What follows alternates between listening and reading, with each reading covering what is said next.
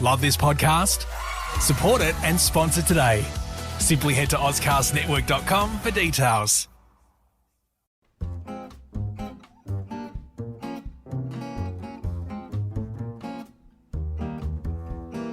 I could spend the rest of my life just reading.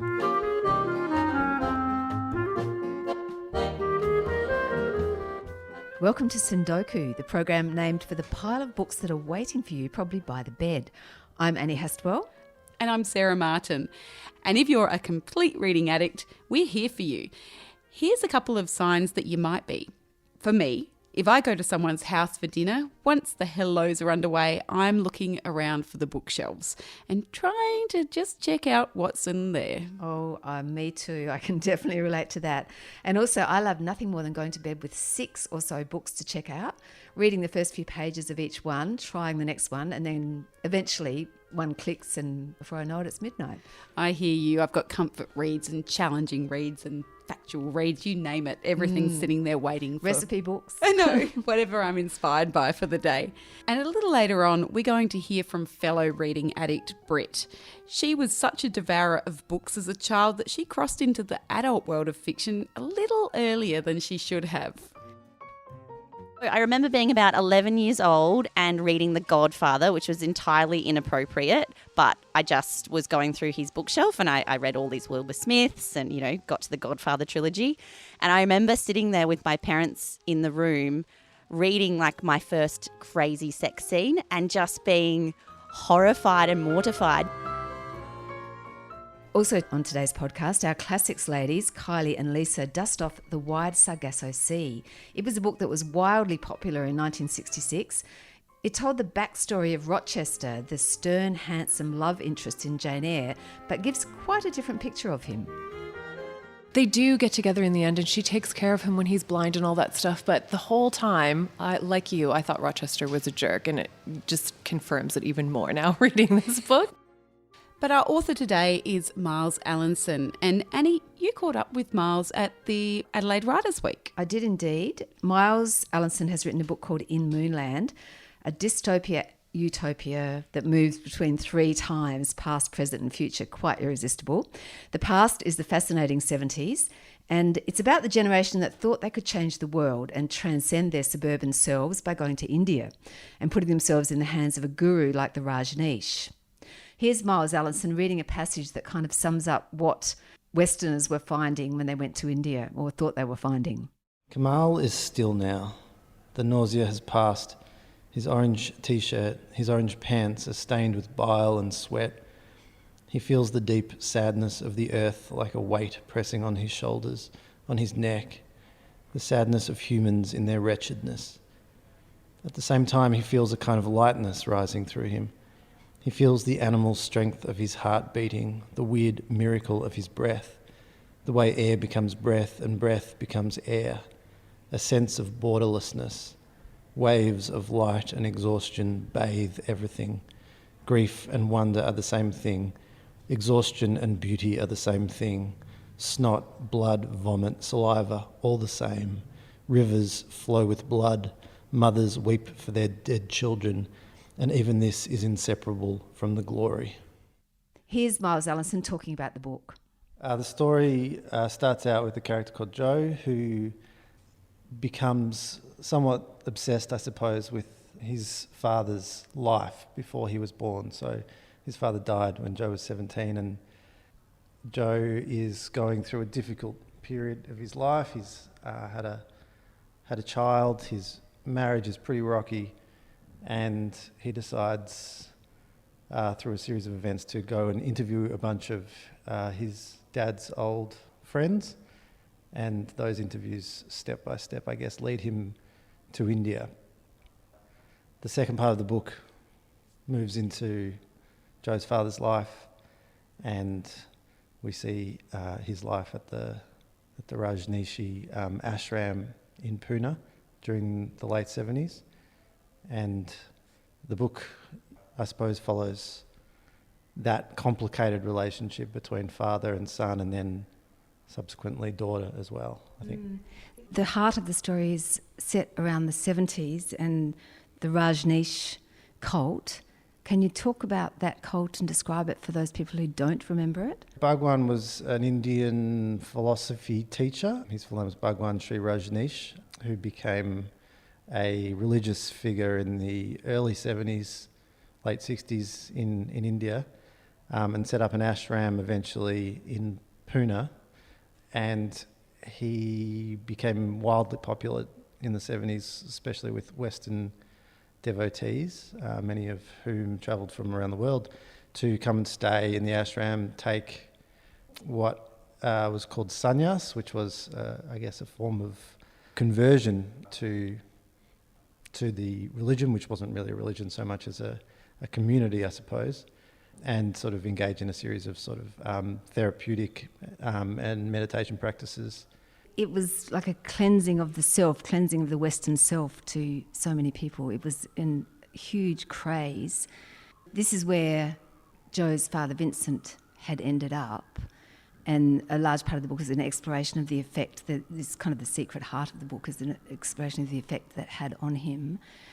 How much is your book about the effect of that baby boomer 70s generation and the wildness of the revolutions of the 60s and 70s, the effect that that's had bouncing down through the years?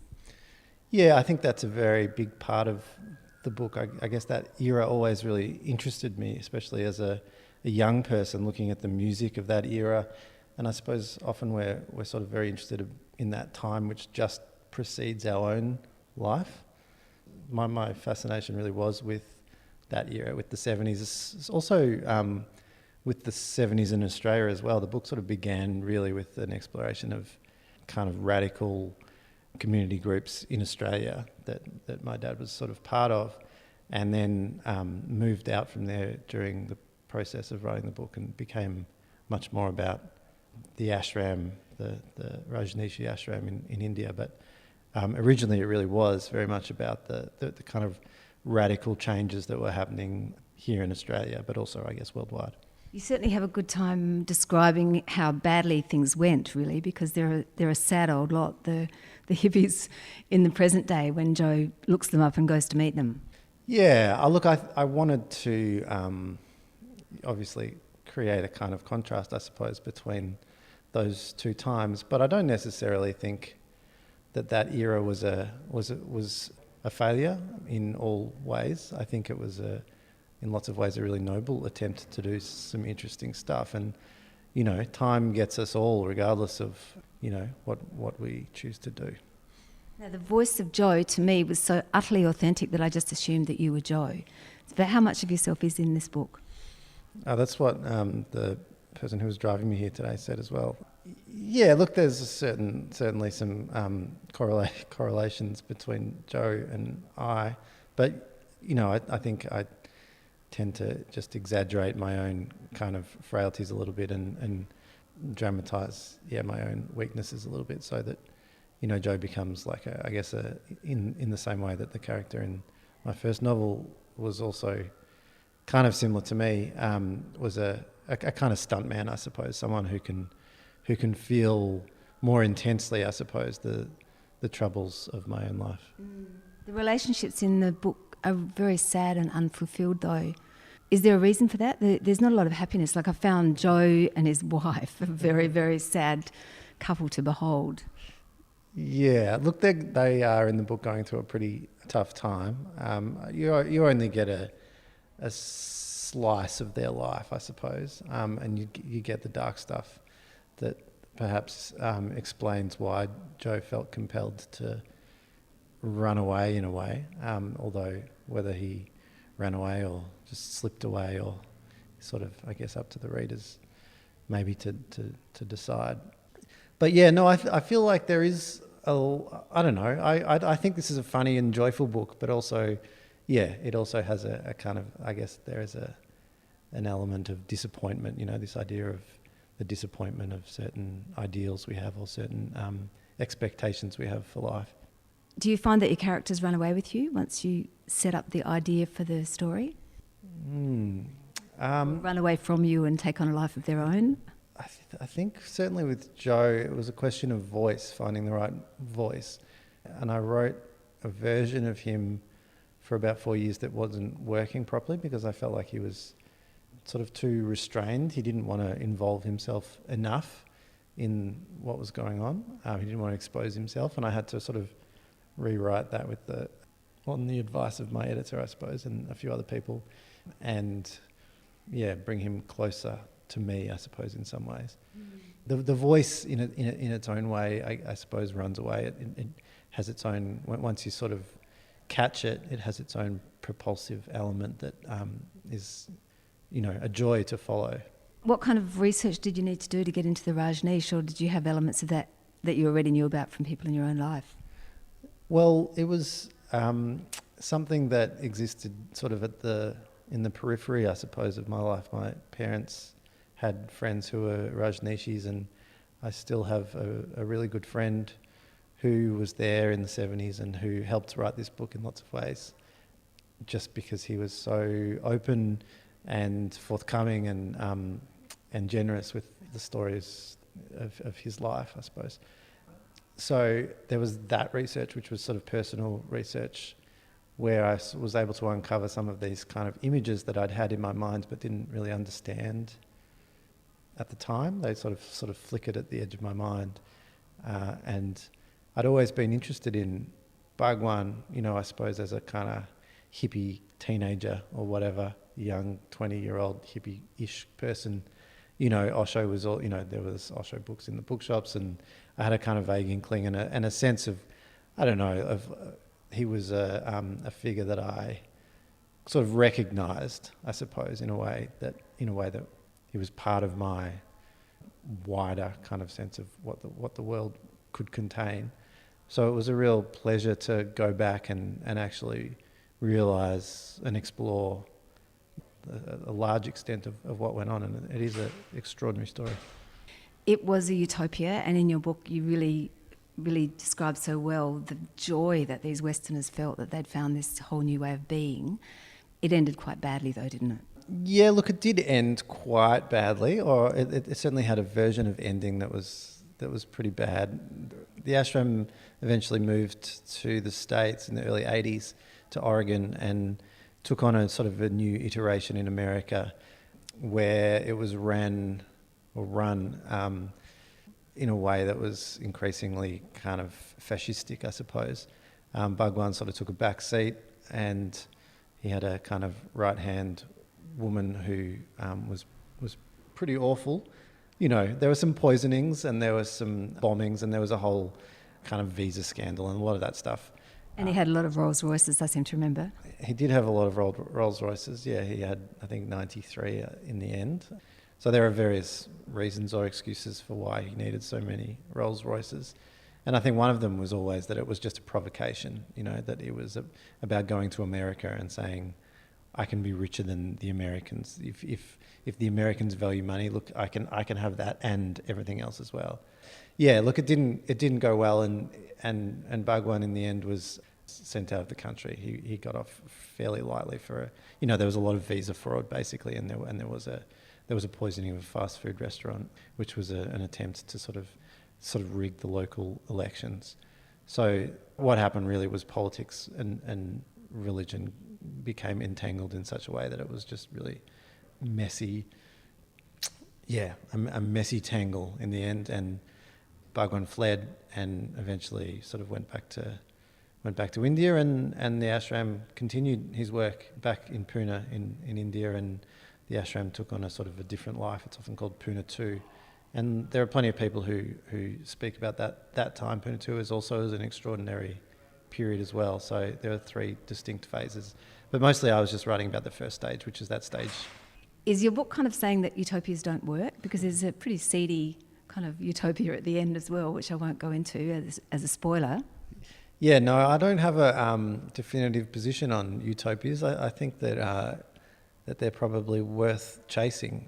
But I do think that it's always tricky, that life often intervenes, that the hard work of living with other people is often really hard work, and no matter what your ambitions or intentions are. One of the really interesting things I got from your book right through it was this idea of parents and children, and obviously Joe's on a quest to know more about his father, and to find out that his father had this life that he never knew about. Just it becomes his obsession to find out more about it. But you also talk about how the difference between how parents love their children and how children love their parents. And there's a moment when you say, you look at, not you, Joe, looks at a mother and a child and says that child has no idea how much that woman loves her. Can you talk about that a little bit? Yeah, well, that was just based on a real occasion when I remember sort of pulling up at the traffic lights and seeing this sort of teenage girl sitting in the car next to me, and her mum was looking at her with this look of just such love, and the teenage girl really, was in her own world. She really didn't notice or and didn't care at that point at all. Anyway, I just thought that was quite a beautiful moment. Maybe I'd only just had my own daughter then, and I was aware of how these weird patterns of love or the arrangements of love are sort of strangely unequal sometimes between parents and children, or at least just fundamentally different, like that it's not possible to love anyone as much as you love your own children, I think. Yeah, and what about the way children feel about their parents? Because that's really what this book is about with Joe. Yeah, well, I think this book is a lot about sort of failed fathers in lots of ways, failed or less than perfect fathers anyway. And Bhagwan, of course, was a kind of father figure for so many people who didn't have proper parents, I think, and had been damaged by their own, really mediocre parents. So I guess we're often looking for a substitute, and often we find a substitute, and maybe it's okay that they're not the exact thing, because they can never be the exact thing we're looking for. I think that's probably part of the book as well, that idea that we find someone to fill in for the thing we really need. The book begins in what we assume to be the present day, moves back into this fascinating torrid past in Pune and the heyday of the 70s, then moves forward into pretty dystopian territory. What's going on there? Yeah, basically I just extrapolated from what was going on now and imagined the world in 20 years. And it's not a pretty picture, though. Is that really where you think we're heading? I hope it's not quite as bad as that, but I also don't think it's excessively unrealistic. I think and this is a particular pocket of Australia that's ravaged by fires and drought, so that's basically the present. The city is increasingly populated by homeless people, which is the present, and a kind of obsessive fascination with technology as well that takes us away from or disguises the brutality of the present moment. So that is also kind of just a rendering of what we're experiencing now. So I don't feel that it was even that pessimistic. I mean, I felt like there was an attempt at a community. We see sort of Joe in the future, and we see this community that he's built, and we see his relationship with his daughter, and that is, kind of tragic, I suppose, but also has elements of hope and love, I think, as well. Look, thanks so much, Miles, for talking to me. Pleasure, thanks, Annie. In Moonland by Miles Allinson, and that was published by Scribe. Now, let's check out a classic. If you're a Jane Eyre fan, you're going to love this one. It's a more recent classic that draws on the story of Jane Eyre. It takes the character of Rochester and gives us a different, more feminist and post-colonial version of who he was. A version that explains the times and his apparently mad wife in the attic. Here are classics experts Kylie Cardell and Lisa Bennett talking to Michaela Andreev about the 60s hit Wide Sargasso Sea.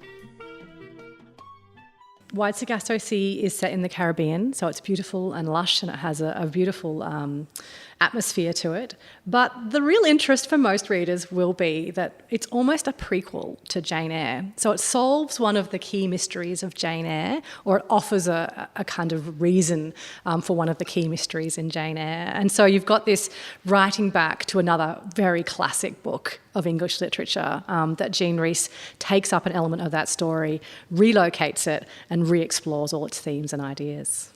Lisa, how would you describe what happens in Wide Sargasso Sea? So Wide Sargasso Sea gives us the story of Bertha Mason, so the madwoman in the attic in Jane Eyre. And we finally get to hear her side of the story. So this is Rochester's wife that he's kept locked away in the attic. So as Kylie said, it seems like a kind of prequel because we go back to before their marriage and we get to find out how she ended up in that attic in Jane Eyre. What happened? How did they get married? Why did they get married? And most importantly, we get to finally hear a story from this really marginalized voice in her own words, in a very sad way. Do you feel that you need to have read Jane Eyre in order to read Wide Sargasso Sea? I don't think you need to, but I think if you have, you will get a lot more out of reading the book. So if you don't know Jane Eyre at all, you can pick up Wide Sargasso Sea, and the story is presented in 3 parts. We get Antoinette is her real name. Her husband, Rochester, renames her Bertha. Ugh. So we get Antoinette's part first. So we find out about her childhood in the Caribbean, race conflicts there. This is happening right at the end of slavery. So there is a lot of complicated issues going on politically at the time. So we have her childhood, and then as she's an older woman, Rochester comes into the picture. So then the second part of the book, we get his story of him arriving in the Caribbean. Well, he's already married this woman for her money, and the complicated ways that they interact while they're still in the Caribbean. And then the final third is very short, and we're in Jane Eyre then. But you don't really need to know that. You just need to know that we're now in England. Antoinette is there. She's Bertha and locked in the attic and completely unhappy. So it reads perfectly well on its own. But if you know Jane Eyre, then you already have that image of the madwoman in the attic all the way through, and you think, this madwoman who seems so outlandish in Jane Eyre is a real person who's had a history and a life and sorrows and has lost people. And she's so complicated, and it just makes you think, oh, Jane Eyre just didn't do her justice. And it makes you feel like so glad that you've read this book. And it completely, not ruins, but changes Jane Eyre for you forever.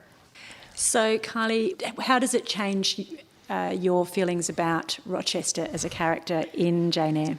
Oh, it doesn't change my feelings. I always thought he was like a really horrible, unlikable hero. I mean, I'm sure he's very sexy, but he's never, ever been an appealing male character to me. So it kind of confirms for me his wickedness, perhaps. But I think that was interesting, Lisa, you said it might ruin your opinion of Jane Eyre, because I think what's really fascinating for me is how without Bertha, and in some senses what she allows Jane to gain, which is knowledge. You know, she would have fallen for Rochester's kind of, swarthy, ironic kind of, which she seems to really like. And so Bertha is the key for Jane to actually unlock something in her own experience. And even though, spoiler, reader, she marries him, she does so with a lot more knowledge. And that's a really, hopeful thing going forward. And colonialism is a really big theme in this book. The other serves a purpose for Jane. The madwoman allows her to gain something. And what does that cost her as a woman in that society is another interesting thing to think about. But I think that Jane Eyre will be ruined for readers who think Jane Eyre is a romance. And there are many, the same readers that think that Wuthering Heights is a romance. The most depressing book ever. Exactly. And so it's sort of like those readers will think, oh, but look, it is a love story between Jane and Rochester, and they do get together in the end, and she takes care of him when he's blind and all that stuff. But the whole time, like you, I thought Rochester was a jerk, and it just confirms it even more now reading this book. So, first published in 1966, you just touched on, Kylie, the theme of colonialism. So just only a little while ago, the Duke and Duchess of Cambridge have made a tour of the Bahamas with mixed results. The history between England and the Caribbean and slavery came up again. So do you think that is the theme that the author Jean Rhys really was most interested in with this book? I definitely do. Jean Rhys herself grew up on, I think it was Jamaica, but it was in the Caribbean. But the book is set in its first part on Jamaica. So she actually experienced this world as a child herself, and a lot of her fiction is semi-autobiographical. So she's exploring a really difficult time in the history of the Caribbean where the white slave owners have been there long enough to feel that they live there, that this is their home, right? And the slaves are now being freed or emancipated or offered some kind of emancipation, whether or not it plays out in practice. And then there's on the other side still pure Mother England. And so Rochester's main problem with Antoinette is she's what's called a Creole. So she has lived so long in the Caribbean, in Jamaica, that she's taken on cultural elements of that racial space. And so for him, she's a less pure English woman, even though her blood is very, very white. So this kind of horrible sense of, well, there's a pure kind of Englishness that's embodied in the throne and the crown and that kind of the monarchical idea. And then there's a more degraded or... Sullied, yeah, tainted kind of whiteness that comes from living in the colonies. And then there is the actual Indigenous inhabitants who are right at the bottom, right? And so the social structure has changed, but the...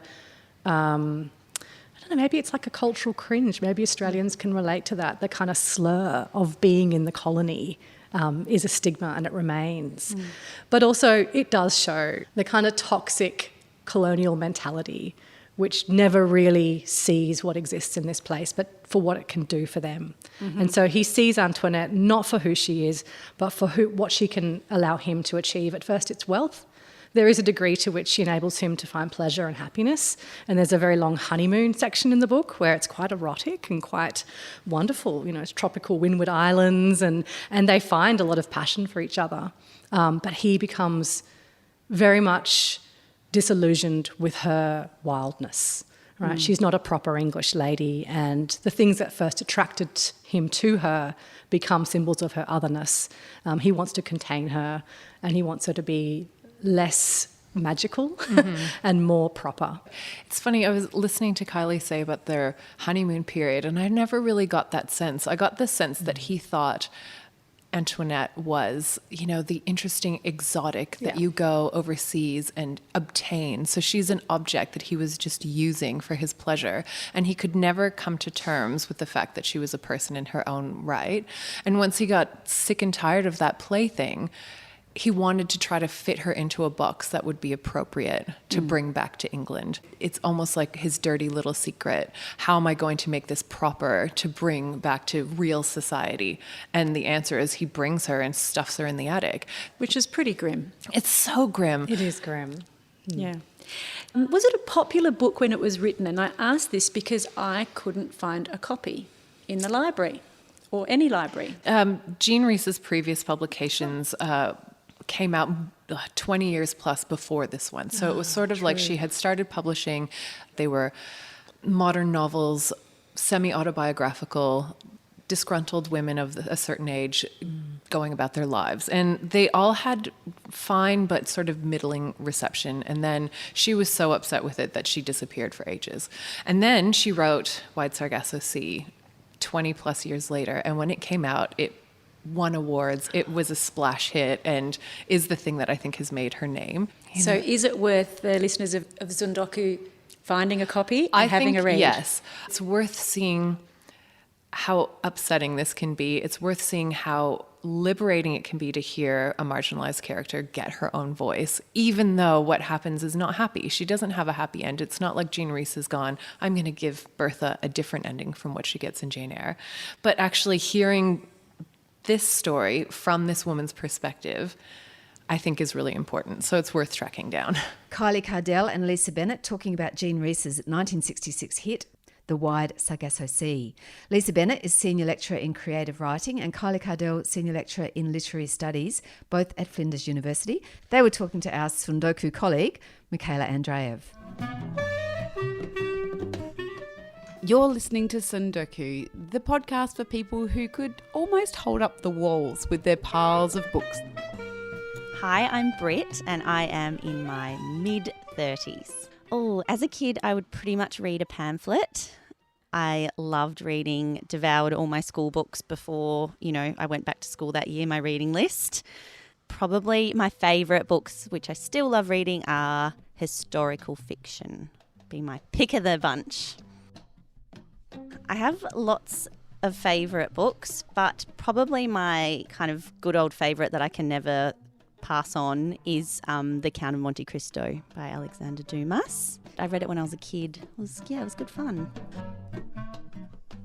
Piled out beside my bed at the moment is The Good People by Hannah Kent, and I've literally just finished The Island of Missing Trees by Elif Shafak. I'm probably not saying that correctly, which is a crazy book that has a fig tree as one of the narrators, and that was the first time I've ever read a book with a tree's perspective. Yeah, it's a really interesting book, which I loved. It's also kind of, historical fiction set in Cyprus.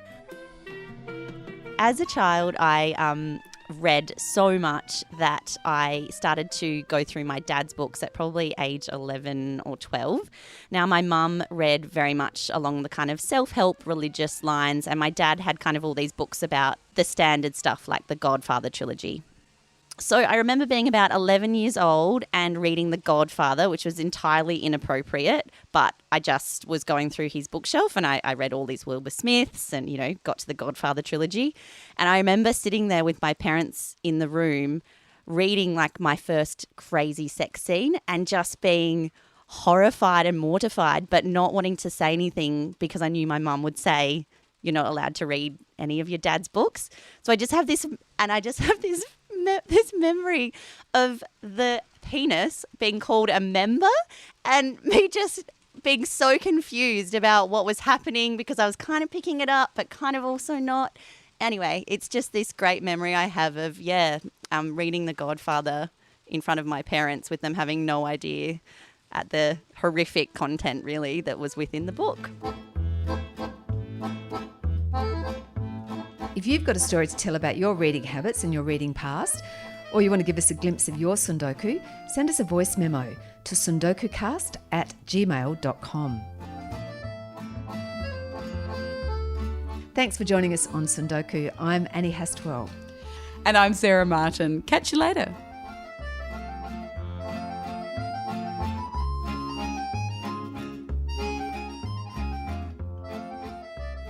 This podcast is produced by 4 book addicts refusing treatment. Kath Keneally. Michaela Andreev. Sarah Martin. And me, Annie Hastwell. Our thanks to composer Quincy Grant for the music. If you want to know more about the books and authors featured in this episode, check out the show notes. You can find us on Facebook and Instagram at Sundokukast. That's TSUNDOKU cast.